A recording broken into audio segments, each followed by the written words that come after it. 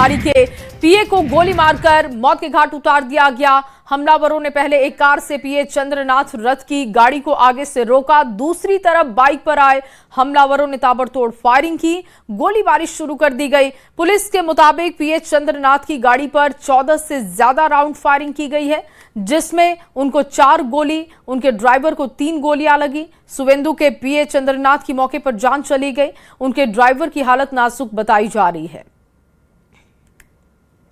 वारदात के एक सुबह बाद हम लोग यहाँ पे फिर से पहुंच गए हैं और ठीक हमारे पीछे आपको दिख रहा होगा सीआईडी की पूरी टीम, एडीजी भी यहाँ पे पहुंचे हुए हैं और यहाँ पे पूरी तरह से जांच किया जा रहा है। एक सीसीटीवी है ठीक पीछे जहाँ पे हुआ था यह हादसा, लेकिन वो सीसीटीवी माना जा रहा है कि शायद काम नहीं कर रहा है। लेकिन आसपास का जो और सीसीटीवी है, जैसे आपको यहाँ पे भी देखने को मिलेगा, या कारखाना है, यहाँ का भी सीसीटीवी का फुटेज ले लिया जाएगा और वहाँ पे जांच किया जाएगा कि कौन लोग थे और कहाँ से आए थे। मैं थोड़ा सा आपको बताना चाहूँगी कि ये जो सफ़ेद रंग की गाड़ी अब आप देख रहे हैं, इसी गाड़ी ने पूरे रास्ते को ब्लॉक किया और जब काला स्कॉर्पियो यहाँ से आ रहा था, उनके लिए आगे जाने के लिए रास्ता नहीं था, थोड़ा सा स्लो डाउन हुआ और उसी समय मोटर बाइक पे सवार 4 लोगों ने उनके ऊपर गोली डाली। मैं थोड़ा सा और इधर आऊँगी और आप देख रहे हैं जो फ़ोन पर बात कर रहे हैं उनमें से सुप्रीत सरकार है। सुप्रीत सरकार एडीजी सीआईडी है और वो सुबह सुबह यहाँ पहुँच गए हैं और खुद जांच पड़ताल करके पूरी टीम के साथ पूरे एरिया को बैरिकेड कर दिया गया है। काले रंग के स्कॉर्पियो में जिसमें वो सवार थे उसको यहाँ से हटा लिया गया है और जो डेड बॉडी है उसको पोस्टमार्टम के लिए एम्स कल्याणी भेजा गया है। और कल रात को जैसे कि हम लोग सबको पता है, सुवेंदु अधिकारी खुद हॉस्पिटल गए थे, उसके अलावा जितने भी बीजेपी के आला नेता थे वो सब थे। और यहाँ पे अब पूरी तरह से कोलकाता पुलिस का मानना यह है कि उनके पास बहुत सारे ऐसे सबूत आए हैं कि जिससे बहुत ही जल्द आरोपी को पकड़ा दिया जाएगा। लेकिन सुप्रीत सरकार आप देख रहे हैं कि फोन पे बात कर रहे हैं और जो भी यहाँ पे इन्वेस्टिगेशन हो रहा है, जो भी यहाँ से ग्राउंड से जो उनको क्लूज मिल रहे हैं, उन सब को लेके वो उठाया जाएगा और उन सब को इन्वेस्टिगेशन अभी किया जाएगा। काफ़ी दबाव है, लेकिन बीजेपी का कहना है बार बार कि ये तृणमूल कांग्रेस के कुछ लोग इसमें शामिल हैं और इसीलिए कल बीजेपी ने भी एक स्टेटमेंट जारी किया था जहाँ पे उन्होंने ये कहा था कि तृणमूल कांग्रेस के जो गुंडे हैं वो अपने आप को बीजेपी का कहला के इस तरह सा एक वातावरण तैयार करने की कोशिश करेंगे ताकि दंगे हो, अशांति हो। राजनीति इस पर पूरी तरह से शुरू हो गई है। तृणमूल कांग्रेस ने कहा है कि वो जगह जगह कोर्ट में जाएंगे, केस फाइल करेंगे, क्योंकि उनका मानना ये है कि पोस्ट पोल वायलेंस बीजेपी के आते ही शुरू हो गया है। उमेश शर्मा के साथ मध्यग्राम से पल्लवी घोष। और वहीं ऑपरेशन सिंदूर को आज 1 साल पूरा हो चुका है। इंडियन आर्मी ने ऑपरेशन सिंदूर के 1 साल पूरा होने पर एक खास वीडियो साझा किया। वीडियो में पिछले साल हुई सैन्य कार्रवाई को याद किया गया, जिसने पिछले साल भारत पाकिस्तान सीमा पर एक बड़ा संदेश दिया था। सेना की ओर से जारी वीडियो में ऑपरेशन की तैयारी, सटीक हमले और आतंकवादी ठिकानों को निशाना बनाने की झलक दिखाई गई। यह ऑपरेशन पिछले साल पहलगाम आतंकी हमले के बाद शुरू किया गया था। पहलगाम हमले में कई निर्दोष लोगों को जिनकी जान ले ली गई थी, जिसके बाद भारतीय सुरक्षा एजेंसियों ने पहलगाम का बदला लेने जवाबी कार्रवाई की योजना तैयार की थी। और सेना के मुताबिक ऑपरेशन का मकसद बदला नहीं बल्कि न्याय था। वीडियो में दिखाया गया कि कैसे ड्रोन निगरानी तकनीक और आधुनिक हथियारों की मदद से सीमा पार मौजूद आतंकी ठिकानों की पहचान की गई, उन्हें बेहद कम समय में उन पर सटीक हमला किया गया। सेना ने इसे तेज, सटीक और निर्णायक कार्रवाई बताया। तो ऑपरेशन सिंदूर की पहली वर्षगांठ पर आज प्रधानमंत्री मोदी ने भी एक्स पर बदली है अपनी प्रोफाइल फोटो। आज ऑपरेशन सिंदूर को 1 साल पूरा हो चुका है। प्रधानमंत्री मोदी ने सेना के शौर्य को सलाम किया है। एक्स का ये पोस्ट आप देख रहे हैं। एक्स पर प्रधानमंत्री मोदी ने ऑपरेशन सिंदूर वाली तस्वीर अपनी प्रोफाइल फोटो में लगाई है। तो अपनी प्रोफाइल पिक्चर बदलने के बाद प्रधानमंत्री मोदी ने सेना के शौर्य को लेकर एक और पोस्ट भी किया है, जिसमें उन्होंने लिखा कि सेना ने ऑपरेशन सिंदूर में जो अद्भुत विजय प्राप्त की वो हमारे वीर सैनिकों के अद्वितीय शौर्य और राष्ट्रभक्ति का प्रेरणादायक उदाहरण है। देश का प्रत्येक नागरिक उनके अदम्य साहस, अटल संकल्प, कर्तव्य निष्ठता पर गर्व करता है। तो ऑपरेशन सिंदूर के 1 साल पूरे होने पर अमित शाह ने भी एक्स पर अपनी प्रोफाइल फोटो बदल दी है। ऑपरेशन सिंदूर की तस्वीर उन्होंने भी लगा दी है। अमित शाह ने सेना के शौर्य को सलाम किया है। तो ऑपरेशन सिंदूर की पहली वर्षगांठ पर आज जयपुर जाएंगे रक्षा मंत्री राजनाथ सिंह। जयपुर में होगी ज्वाइंट कमांडर्स कॉन्फ्रेंस। रक्षा मंत्री राजनाथ सिंह मुख्य अतिथि होंगे। सीडीएस और तीनों सेनाओं के प्रमुख मौजूद होंगे वहां पर। सप्त शक्ति ऑडिटोरियम में ये आयोजन होगा। और इस वक्त की बड़ी खबर आपके सामने रख रहे हैं। 15 अप्रैल को बिहार में सम्राट सरकार और अब 22 दिन के बाद कैबिनेट का विस्तार हो गया है।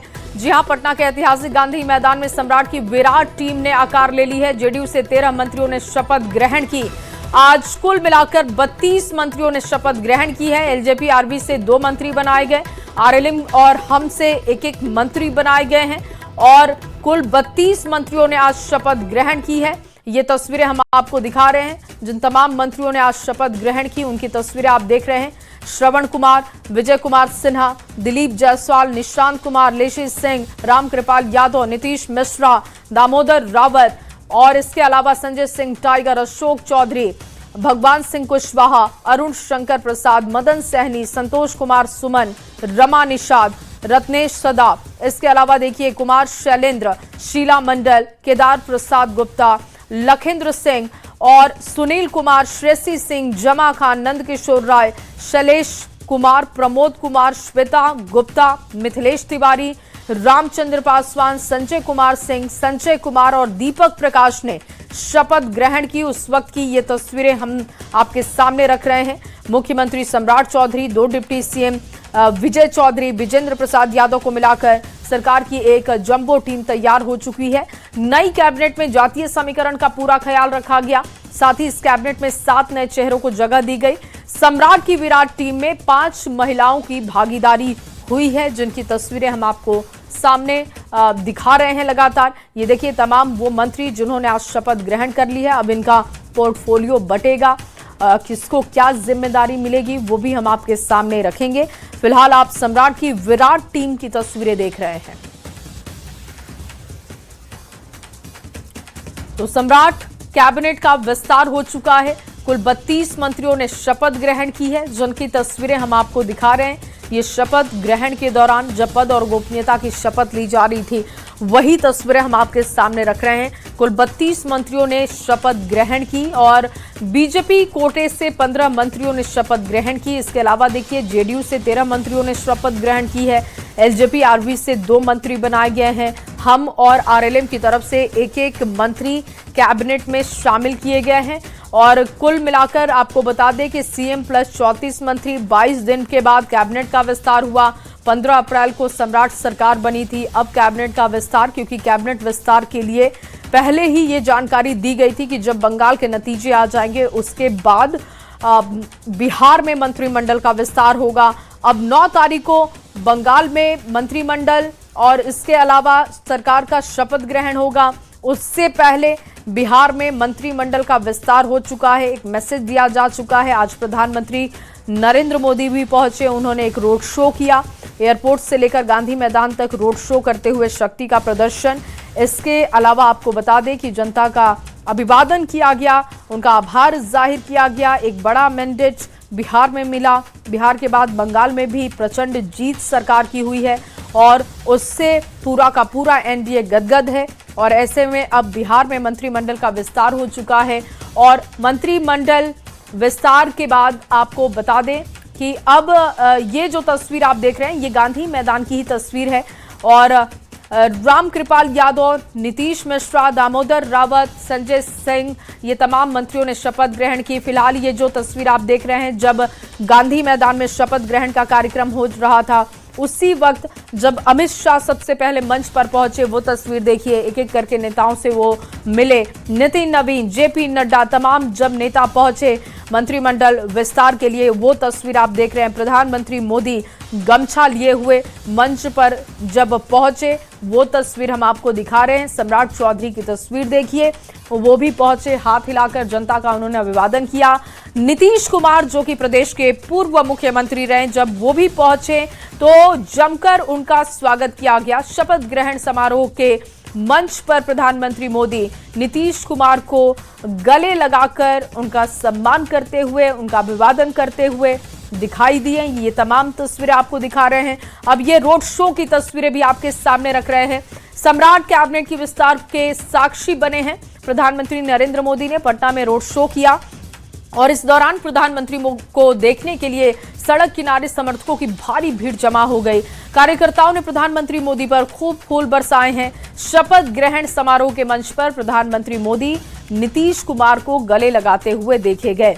उससे पहले जब रोड शो उनका हो रहा था, वो तस्वीर हम आपको दिखा रहे हैं। 101 संतों की तरफ से भी प्रधानमंत्री नरेंद्र मोदी का स्वागत किया गया। तो सम्राट कैबिनेट का आज विस्तार हो चुका है। इस मौके पर पूर्व सीएम नीतीश कुमार भी मंच पर पहुंचे। ऐसे में जब प्रधानमंत्री मोदी मंच पर पहुंचे, उन्होंने पूर्व सीएम नीतीश कुमार से बेहद गर्मजोशी के साथ मुलाकात की है। दोनों एक दूसरे के साथ गले मिलकर एक दूसरे को बधाई देते हुए दिखाई दिए, एक दूसरे का अभिवादन करते हुए देखे गए। तो नीतीश कुमार के बेटे निशांत कुमार पहली बार मंत्री बन रहे हैं। शपथ से पहले निशांत की दिलचस्प तस्वीरें सामने आई हैं। जब मंत्री पद की शपथ लेने से पहले निशांत कुमार पिता नीतीश कुमार और पार्टी के कई बड़े नेताओं के पैर छूकर आशीर्वाद लेते हुए देखे गए, जिनमें केंद्रीय मंत्री ललन सिंह, जिनके बेहद करीब बताए जाते हैं निशांत, पार्टी के राष्ट्रीय कार्यकारी अध्यक्ष संजय झा का भी उन्होंने आशीर्वाद लिया। और उसके बाद जब वो मंच पर पहुंचे तो जब उन्होंने अपने पिता को सामने देखा, पिता का पैर छुआ, उनसे आशीर्वाद लिया है और पिता ने भी कंधे पर हाथ रखते हुए, पीठ थपथपाते हुए उनको आशीर्वाद दिया है, उनके उज्जवल भविष्य की कामना की है। तो आज की ये बेहद दिलचस्प तस्वीरें आपके सामने रख रहे हैं। निशांत, जिनके बहुत करीबी हैं, आज उनका मार्गदर्शन वो ले रहे हैं, उनके मार्गदर्शन में आगे बढ़ते चले जा रहे हैं। और ये गांधी मैदान में पहुंचने से पहले की तस्वीरें हम आपको दिखा रहे हैं। एक और तस्वीर देखिए, पिता पुत्र की ये बेहद खूबसूरत तस्वीर, जहां पर एक दूसरे को गले लगाते हुए देखे गए। और बिहार की सियासत के बीच बड़ी खबर एक आपके सामने सहरसा से रख रहे हैं। सहरसा से ये बड़ी जानकारी, मिड डे मील खाकर 12 से ज्यादा बच्चे बीमार हो गए। मध्य विद्यालय बलुआहा का ये मामला बताया जा रहा है। बीमार सभी बच्चों को अस्पताल भेजा गया। महिषी पीएससी में सभी का इलाज हो रहा है। सहरसा से बड़ी खबर, मिड डे मील में गड़बड़ी की खबर सामने आ रही है, जहां पर खाना खाने के बाद 12 से ज्यादा बच्चे बीमार हो गए। मध्य विद्यालय बलुआहा का ये मामला बताया जा रहा है। ये देखिए तस्वीर हम आपको दिखा रहे हैं, जब परिजन अपने बच्चों को लेकर अस्पताल पहुंच रहे थे। बीमार बच्चों को अस्पताल पहुंचा दिया गया है। महिषी पीएससी में सभी का इलाज हो रहा है। अब इस बात की जानकारी जुटाई जा रही है कि आखिर गड़बड़ी कहां हुई। और अब ये भी आरोप है कि जैसे ही बच्चों ने खाना खाया, उसके बाद से बच्चों की तबीयत खराब होने लगी। अब इस बात की जानकारी भी जुटाई जा रही है कि आखिर बच्चों ने क्या खाया, क्या खाना पहले से बनाया गया था, कहां पर गड़बड़ी की गई, ये सब कुछ अब परखा जा रहा है। फिलहाल ये अस्पताल की तस्वीरें आपको दिखा रहे हैं, जब परिजन भागते दौड़ते अपने बच्चों को स्कूल से अस्पताल लेकर पहुंचे। जैसे ही उनको जानकारी मिली कि उनके बच्चों की तबीयत खराब हो गई है, मिड डे मील का खाना खाते ही बच्चे बीमार हो गए। देखिए बच्चों को ड्रिप लगानी पड़ी, इसके बाद एम्बुलेंस बुलाई गई, बच्चों को अस्पताल पहुंचाया गया। 12 बच्चे जो बीमार बताए जा रहे हैं, मिड डे मील खाने के बाद ये बच्चे बीमार हुए।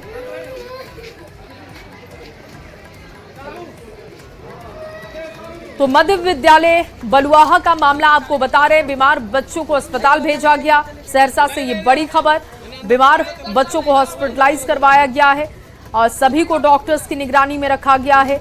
महिषी पीएससी में सभी बच्चों को भेजा गया। उस वक्त की ये तस्वीर भी आप देख रहे हैं, जब बच्चे अपने माता पिता के साथ अस्पताल पहुंचे। बताया जा रहा है कि मिड डे मील खाने के बाद इन सभी बच्चों की तबीयत खराब हुई। कुमार अनुभव ज्यादा जानकारी के साथ सहरसा से जुड़ चुके हैं। कुमार अनुभव, मिड डे मील खाने के बाद 12 से ज्यादा बच्चों की तबीयत खराब हो गई। अभी नंबर्स बच्चों की तबीयत खराब होने की क्या बताया जा रहा है, उनकी स्थिति कैसी है और कहाँ गड़बड़ी हुई, ये जानकारी मिल रही है क्या? जी मैं बता दूं, ये मामला जो है महिषी प्रखंड अंतर्गत जो है बलुआहा मध्य विद्यालय का है, जहां मध्याह्न भोजन खाने के बाद जो है तकरीबन जो है उस स्कूल में 800 बच्चे नामांकित हैं। जो परिजनों का कहना है जो लगभग 600 बच्चे इससे प्रभावित हुए हैं। लेकिन जब जिलाधिकारी जो अस्पताल सदर अस्पताल पहुंचे तो उनका कहना था 300 से ज्यादा बच्चे बीमार हुए हैं, लेकिन पैनिक होने की आवश्यकता नहीं है, सभी बच्चे ठीक है और सभी का इलाज चल रहा है, जल्द से जल्द सब ठीक हो जाएंगे। जी अनुभव, बच्चों को क्या खिलाया गया था? मिड डे मील में उन्हें क्या आज परोसा गया था? जी, जो मिड डे मील की बात है तो मैं बता दूं, जो ये एनजीओ के तरफ से जो खाना स्कूल में पहुंचाया जाता है, उसको वही खाना जो चावल दाल जो मेनू में था उसको वो पहुंचा था। उसी में जो उसी दौरान जो उस खाना खाने के बाद जो परिजन का कहना है, जो मिड डे मील में जो है वो खाना में जो है सांप का बच्चा पाया गया था, जिसके बाद जो है इस तरह की बात सामने आई। और जब जिलाधिकारी से बात की गई तो वो उनका कहना था जो हर एक बिंदु पे जो है जांच हो रही है, जो क्यों आखिर जो बच्चे बीमार पड़े, सारे बिंदु पर जांच हो रही है, जो सांप का बच्चा कैसे आया, क्या मामला है। जी अनुभव, लेकिन स्कूल से अभी तक कुछ बातचीत आपकी हो पाई है क्या इस मामले को लेकर? क्योंकि अगर सांप का बच्चा पाया गया होगा खाने में तो फिर तो जहर फैला है, तभी बच्चों की तबीयत खराब हुई है। इस बात को लेकर स्कूल प्रबंधन का क्या कहना है?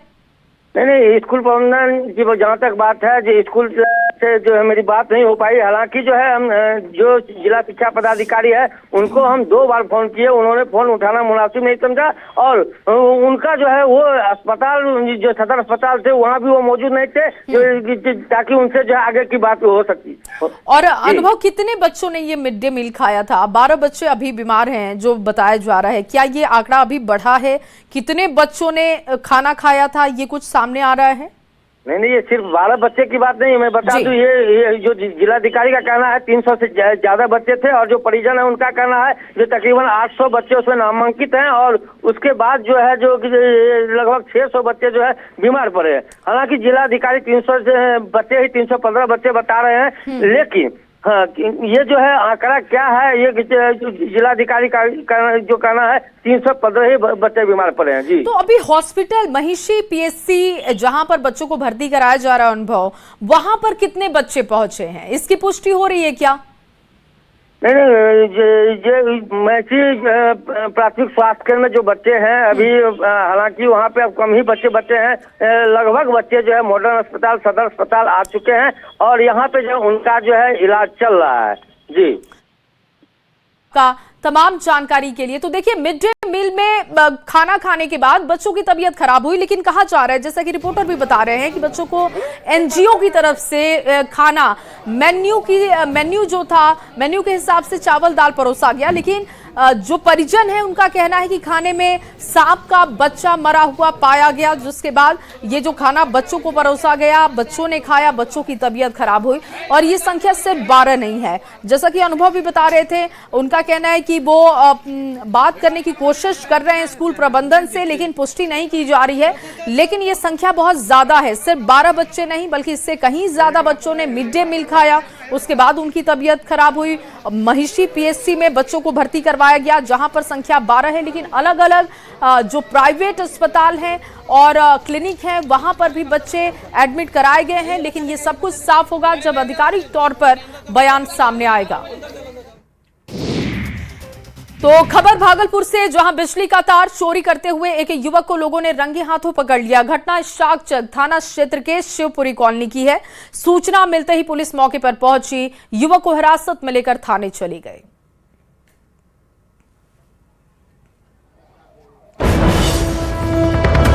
तो छपरा से बड़ी खबर अब आपके सामने रख रहे हैं। संदिग्ध स्थिति में युवक की मौत हो गई, परिजनों ने हत्या का आरोप लगाया, पीट कर हत्या का आरोप लगाया गया है।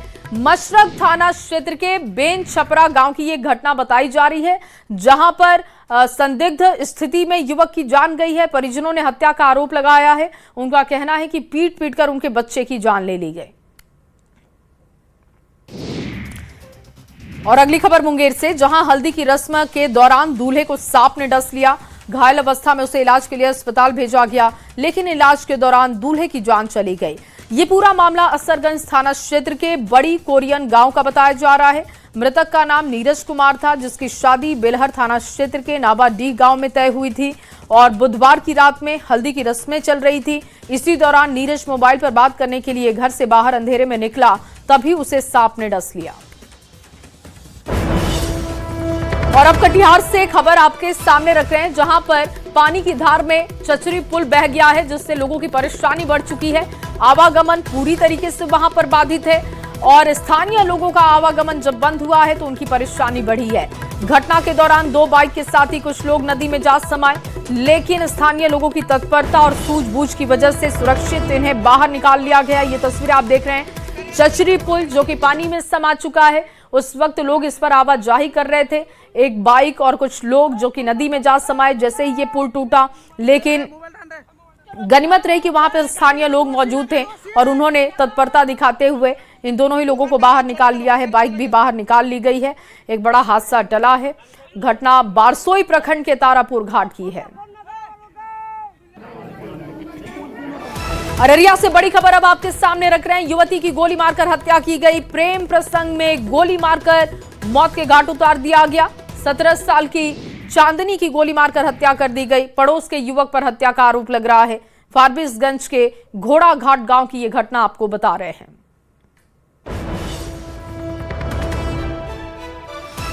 रांची से बड़ी खबर आपके सामने। प्रदेश कांग्रेस में लेटर वॉट जारी है। प्रदेश कांग्रेस अध्यक्ष को पत्र। रांची से बड़ी जानकारी दे रहे हैं। वित्त मंत्री ने प्रदेश अध्यक्ष को लेटर लिखा। नौ नियुक्त पदाधिकारी के बैठने की जगह पूछी गई है। नए पार्टी कार्यालय को लेकर कई सवाल पूछे गए।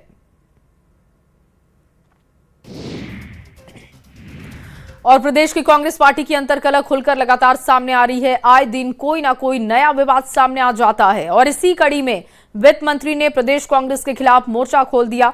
वित्त मंत्री ने प्रदेश अध्यक्ष को पत्र लिखकर नए पार्टी कार्यालय की मांग की है, जिसका बचाव करते हुए कहा गया कि कांग्रेस लोकतांत्रिक पार्टी है जिसमें सभी अपनी बातों को खुलकर रख सकते हैं। बीजेपी ने वित्त मंत्री के सवालों को जायज बताया। पार्टी है हमारी, लोग हैं, लोकतंत्र हमारी पार्टी में है, तो हम अपनी भावनाओं को प्रकट करते रहते हैं। ये सही है कि उसका एक फॉर्म होता है, उस फॉर्म पर हम अपनी बात को रख सकते हैं। कांग्रेस ने लोकतंत्र की स्थापना की है और वो लोकतंत्र पार्टी के अंदर भी दिख रहा है।